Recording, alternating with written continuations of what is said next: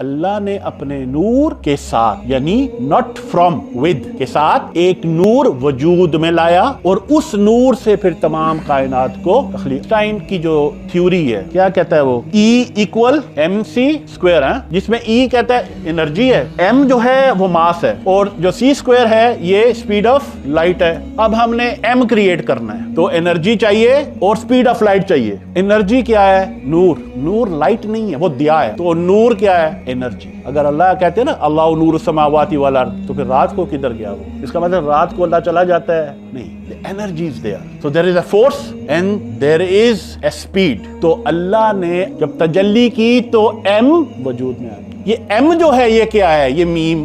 الف دے مکھڑے تے میم ادا گونگڑ تینو جاڑن والیا جاڑ لیا. From nothing there became something with energy and speed. Okay? اب اس جو ماس ہے یہ جو تھنگ ہے باقی جتنی بھی تخلیق ہے وہ اس سے ہوئی. سائنس بھی یہی کہتی ہے. سائنس کیا کہتی ہے؟ وہ کہتی ہے یہ جو ماس تھا نا یہ ایک مزید تجلی ہوئی اور بگ بینگ یہ ایک ہی تھا. ان السماوات والارض کانتا رتقا. قرآن ہے نا, اللہ کہہ رہے ہیں کہ یہ جو آسمان اور یہ جو زمینیں ایک ٹوٹا تھا فَفَتَقْنَاهُمَا ہم نے ان کو علیحدہ علیحدہ کر دیا. دھماکہ کن فیکون اور ہر چیز بن. بات سمجھ آ رہی؟